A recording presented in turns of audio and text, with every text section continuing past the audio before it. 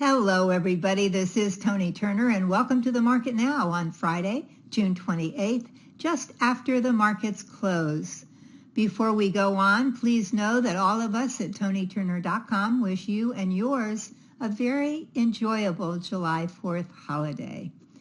Well, the PCE report issued from the Commerce Department this morning noted that U.S. monthly inflation was unchanged in May.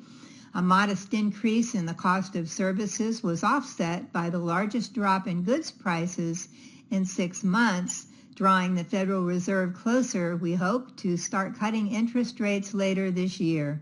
Traders raised their bets for a Fed rate cut in September. So now let's go on to 3 charts that could give us some insight into the week to come. First of all, as we always do, we're going to look at a daily chart of the S&P 500 Spider, symbol SPY. Of course, this is the exchange-traded fund that closely follows our benchmark S&P 500 index. Now, earlier today, the SPY actually went up to, touched a new intraday high at $550.28. Then came down to close lower today, down at $544.22. Now our all-time closing high remains back here on June 18th at $548.49. It's that little green candle you can see right there. Now, we know that the SPY is still trading above the red line, the 20-day moving average, the green line, the 50-day moving average, and of course the black line, the 200-day moving average, and that's all very positive.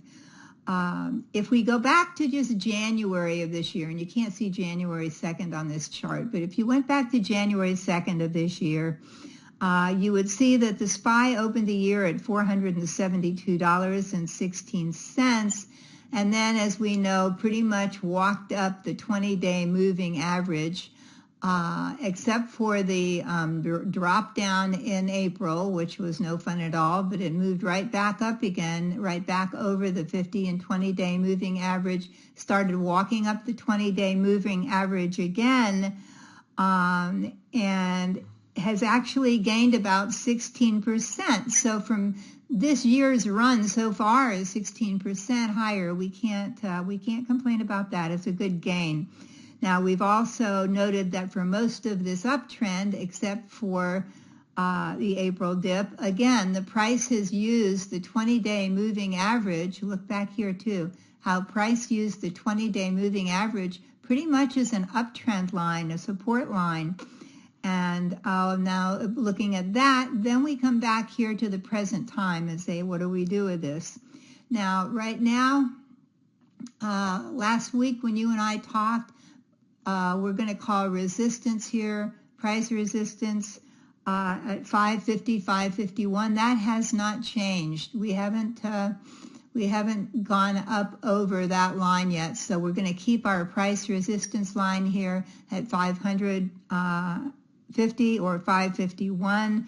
The 20-day line is important because it has been all year for the SPY. Right now, the 20-day moving average comes in at $539.84. We can round that off to 540 if we want. Then we can see that we had May highs here. We had May highs, that right there below that gap. The May highs came in at about $533. Then we have the 50-day moving average, the green line here, coming in at $525.84. Call it 526 if you want. We've got quite a bit of indicator and price support, potential price support here. And then if we want, we can look down here to 500 back in April when that went down. And then the lows here came in at, I believe, 493 is right for that. So quite a bit of potential price and indicator support if we need it. Finally, if we zoom in here, we can see that the SPY is basically moved sideways for this past week. Reasonably happy, but it is showing signs of needing a nap. I'm going to say that. Now, next week we are finishing off the first half of the financial year right now. It's done. Next week will be the July 4th holiday week, so volume may taper off a bit and trading may slow down a bit. We'll have to see what happens.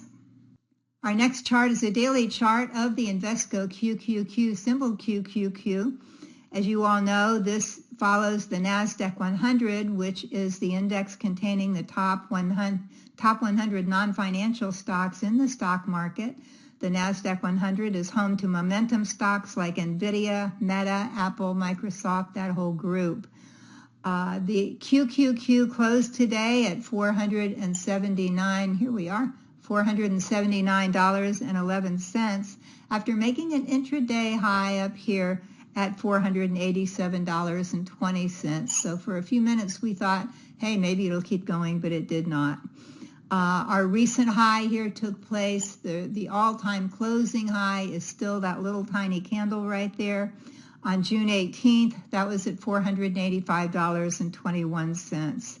So like the SPY, the Qs are still trading above their 20-day moving average, their 50-day moving average, and their 200-day moving average. I mean, it's a good-looking chart.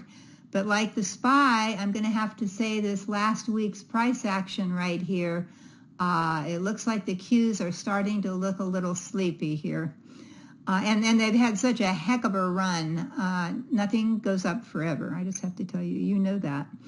Now, if we look left on the chart to January 2nd, we would see that the Qs opened the year of 2024 in January at $405.84.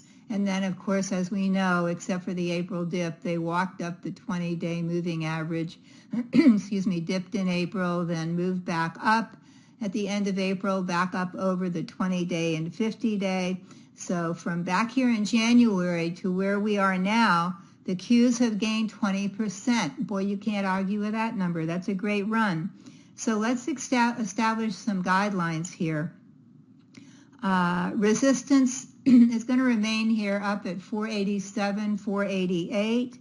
Then we have potential price, because you see that little pivot there. So we have potential price support and moving average support at the 20-day here at 471.86. Let's just call it 472 to make it easy. We have potential price support down at the 50-day moving average at $452.75. We can round it off to 453 if you like. And that also coincides with this little pivot back there pretty much. So that whole area there is good. Then we can go down to the 50-day at 452. I'm sorry, below the 50-day now at 452. And then down here to 443 was the April low down here where the Qs made that low. But for now, anyway, we've got plenty of indicator and price support, potential price support up here above the 50-day moving average. So again, like the SPY, at the moment, the Qs are still in an uptrend. Can it keep moving higher? It might be a little tough duty in the summer, and we've had quite a run, but maybe. We'll see what happens in the holiday week to come. Our final chart today is a daily chart of the iShares U.S. Telecommunications ETF, the IXYZ. It does have 19 holdings. Excuse me, top holdings include Cisco, Verizon, Comcast, AT&T, and T-Mobile. I know we looked at the IXYZ a short time ago. I know we did. Excuse me. And I know it didn't move higher the way we wanted it to. However, looking at what it's done here, trying to get over that 200-day, trying to get over the 200-day, we're starting for the third time here. Maybe the third time is the charm. Now, you can't, if you look left on the chart here with me, you can see that in January this year, the IXYZ shot up dramatically, up to a high at about 24, and then fell down, gradually fell down to the April low down here at about $20. And if you look at a long-term chart, as you know, I always do that before I decide to look at one of these trades or get excited about it, if you look at a long-term chart, I look at a monthly chart, you'll see that the $20 level has been acted as support for the IYZ since 2022. Now, after the April low, we're back to this chart here, after the April low, the IYZ ran up, back up through its 20-day, back up through its 50-day, back up and over its 200-day moving average to almost $22, then fell down to about 21 here, the end of May, rallied back to the 200-day moving average, then fell down to this June low so far, and it will be to $20.72.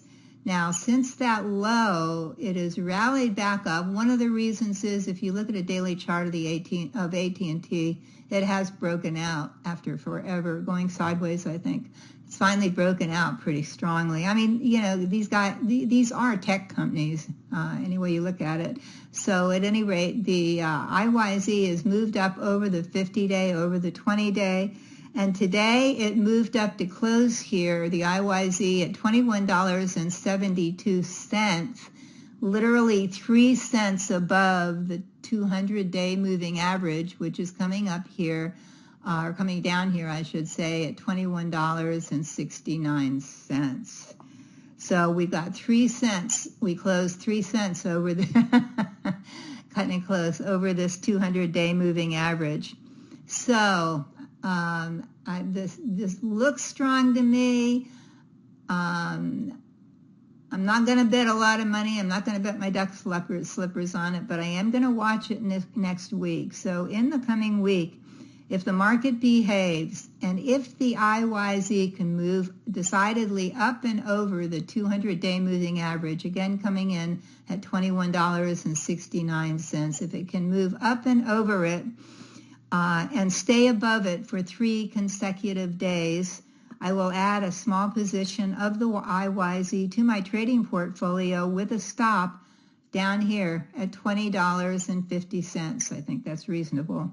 If and when the IYZ can rise up and above $22.25, which if I could draw a straight line, would come in here probably right about there. If it can do that, I will add to my position, and my stop will be, of course, by then a trailing stop. So you may want to keep an eye on the IYZ in the coming week. And now, here's some news from ToniTurner.com. We have lowered the price of all of our online training programs to make them more accessible to everyone. So if you'd like to become a more profitable trader, now is a great time to check out my training programs. How to swing trade successfully gives you the simple strategies you need to make money swing trading, which is a great thing to know right at the present time. Basically, a short-term trading strategy that shows you how to enter trades when price begins to move higher and then sell when that price swing is near the end. And we're talking about a daily chart here. So we're talking about something like this. So when it starts up right here, you know when to buy, you'll learn exactly when to buy, and then when it gets up here and you say, oh, it's hitting resistance from before, then you sell, and again, as I like to say, you're taking the center out of the Oreo. That's how you make your profits. And the trade would last, I'm going to say, anywhere from 3 days to 7 or 8 days. In the program, I teach you my easy-to-learn Sleeping Tiger setup that has been used by hundreds of traders to get you into good moves early and avoid the downtrends. And I still use the Sleeping Tiger setup every day in my life myself, so it works really well. Our new discounted price for how to swing trade successfully is only $187, and you'll receive special bonuses when you order, including 1 month of Metastock, that's the charts I use, of Metastock daily charts or Metastock real-time charts, and that's all for free. So from our ever-popular 7 steps to successful trading, again, how to swing trade successfully, trade the trend for profits, I love that. How to read charts, great for novices or anybody who wants to brush up. 3 winning setups. Bottom fish like a pro. I love that one too. Find out how these online timeless programs can help you earn money quickly and easily. And once you purchase, you have unlimited access. You can go to them whenever you want. So be sure to check them out by going to the link on this screen right here, or easier still, just click on the orange button below. Until next week, be careful out there. Keep green on your screen. I'm Toni Turner, and this is The Market Now.